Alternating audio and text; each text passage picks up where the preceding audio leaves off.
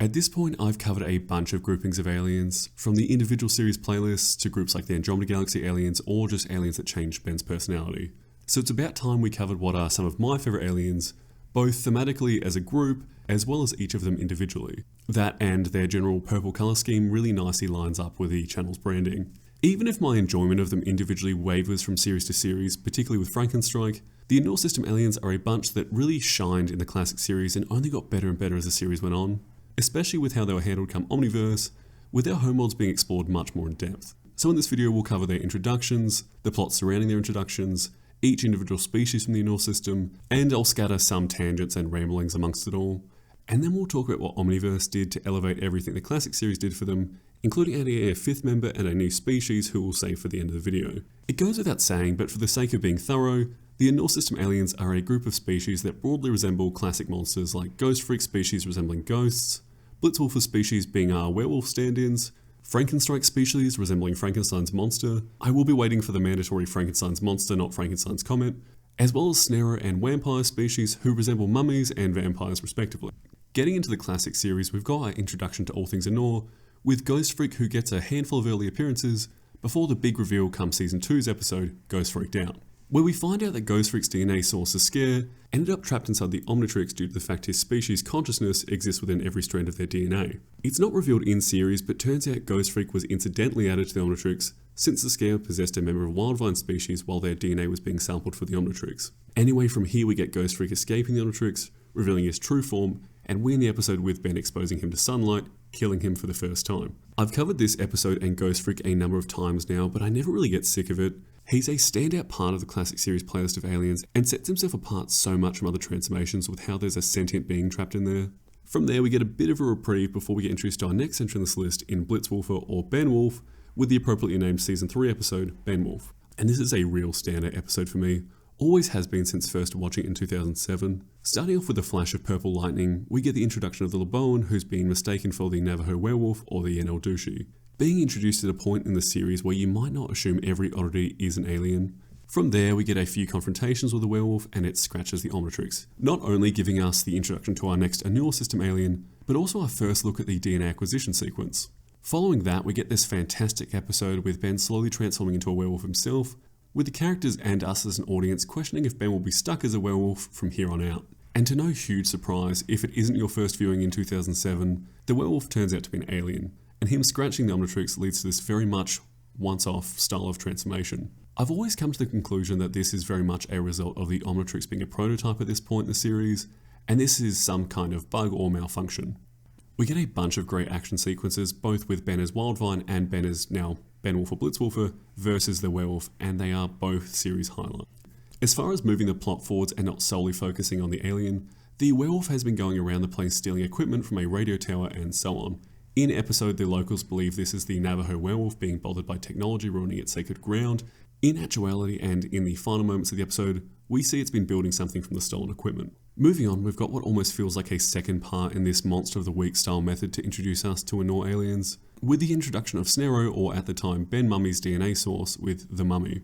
We get that familiar flash of purple lightning and the Mummy comes in terrorizing some locals. From there, the main cast gets involved and we end up with Ben and Gwen coming across some purple mutated cows, being affected by the soon-to-be introduced corrodium. We get a great fight sequence and these gorgeous stills between Ben as Accelerate and the Mummy, after Ben and Gwen stumble across him digging up the corrodium I mentioned earlier. A quick aside, but there's some serious stunning visuals with everything surrounding the Anur system aliens. In the classic series, the intense purple lighting against those much darker environments and dimly lit characters is fantastic, as well as, and jumping around the place a bit, the gorgeous purple lighting and gorgeous environments come bent in Omniverse, where we visit the Anur system during the Galactic Monsters arc. Back to the Mummy's introduction, we work out the cows are exposed to corrodium, and the Mummy's here to get hold of more of it for whatever reason. Ben then discovering a huge amount of it buried beneath some concrete, followed by a fight between him and Diamond Head and Upgrade against the Mummy, before freezing him, then burying him underground, which upon first viewing I assumed meant killing him. Jumping around a bit, there's also the security guard exposed to corrodium, but he wasn't exposed long enough to be permanently mutated.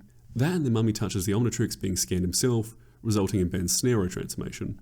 And let's move on to the two-part finale to this ongoing arc and the introduction to our next entrance list, Frankenstrike. Turns out all these spooky goings-on are connected, and we open up with the werewolf digging up the Mummy before the two of them teleport away in a flash of purple lightning. Cut to our main cast, and jumping ahead a little bit here, we have the launch of a space shuttle being delayed by that same purple lightning in the area. We then bump into Dr. Victor, a very suspiciously Frankenstein's monsters shaped man, who immediately recognises the Omnitrix when he sees Ben. Not surprisingly, the mummy and werewolf make their reappearances, and we get this great rematch between the werewolf and Ben, made all the more exciting by Ben using Snarrow for the first time. We end up in a junkyard where we get the reveal of the horror trio, with the mummy, werewolf, and Dr. Victor revealing himself as the soon-to-be DNA donor for Ben's Frankenstein transformation, giving us this fun little transformation sequence for a character other than Ben. Not a lot of explanation as to why or how he can transform like this, but I appreciate it nonetheless. From there we get a great fight between Banner's Accelerate and Victor, who then proceeds to launch the shuttle and revive his and the other Monster Trio's members' boss, Zeskare. Jumping forward a bit from there, we've got everyone on the space shuttle. Turns out they're trying to use it to plunge the Earth into darkness and mutate the population with corrodium. We're then shown the werewolf's machine he was building as a transmitter that reflects the corrodium's energy all over the planet. And what seems like every human on Earth mutates, which, as huge as that is, often feels overlooked given just how massive this two-parter feels. Anyway, we get the introduction of Ben as Frankenstrike, then this great chaotic fight scene with Ben against all the Anur system villains other than the werewolf, eventuating in the werewolf being stuck somewhere on Earth, the mummy getting sucked into a portal, same goes for Victor, then Zeskare gets exposed to sunlight again, being killed by Ben again, and the main trio ends up being back on Earth with the reveal the Omnitrix now has a true form silhouette of Zeskare in it, meaning he's presumably still in there. Now before we move on to Omniverse, I'd like to talk about some of the implications and bits we've sort of skimmed over. I've always felt like this arc was an absolute highlight of the classic series. It kicks off with Ghostfreaked Out, followed by benwolf, then Under Wraps, and ends with The Return and Be Afraid of the Dark, which given all the setup and just how great the initial 4 episodes are, Be Afraid of the Dark does do a good job at trying to tie off loose ends, but this arc does feel like it peaks at The Return with the reveal of the horror trio and Zeskare's revival. As far as background goes, we do have a bunch of pop-up trivia that does bridge a few gaps. We're told that in between episodes when Ben used Ghostfreak to sneak into a movie theatre, Zeskare used that as an opportunity to contact Victor to organise all of this. More generally speaking, I like what these aliens did for the universe at large, particularly how they've influenced humans and Earth. Presumably at some point in history these species have been on Earth, that or there's a major coincidence between their appearances and what people have come up with. Did Leboans influence the Yenaldushi myth in the first place, or werewolves more generally? Were mummies inspired by Snarrow's species? And was Frankenstein's monster inspired by one of Frankenstrike's people, with someone encountering one of them, with some creative licensing surrounding what actually happened? If you have any thoughts on any of these, I'd be pretty keen to hear them. Moving on to later appearances and what is so telling of the way Omniverse celebrates what came before it, we get the reappearance of the Anur system aliens in the appropriately named Galactic Monsters arc. I won't be going over this one as piece by piece, but really focusing in on our next entry on this list, with the introduction of Vampire species and his DNA source. But before we get too much into that, we get this fantastic new intro, a couple of thematically similar but not super involved episodes with Mystery and Corporal, with the reintroduction of Zeskare, and Something Zombozo This Way Comes, which does feel connected with the involvement of Zombozo and the circus freaks, but really isn't all that relevant. Then we've got the 3-parters that is a lot of fun, but we'll largely be glossing over. Before we get into the episode The Vampire Strikes Back, we have some groundwork to cover. We've got our cast travelling to the Anur system alongside Rad Dudesman and Hobble. Ben goes for a walk around, terrorising some of the locals who view species from outside the Anur system as monstrous as we see them. Ben making a particular nuisance of himself, frightening everyone and shoving this little girl into a lake and all sorts. We get reacquainted with Zeskare, Victor and 2 new henchmen who are also members of Blitzwolfer and Snarrow species. And I personally love this new take on Victor with the more exaggerated characteristics and new look. I especially like him in any action sequence. I'm not as fond of the new werewolf or Leboan, especially with his new look, but he does very much highlight that these are just people and not literal monsters in the way they felt in the classic series. Zeskare also undergoes a bit of a visual update that makes him feel less menacing, but I'm not by any means against it. Now let's get into the introduction of Lord Transil and Vampire.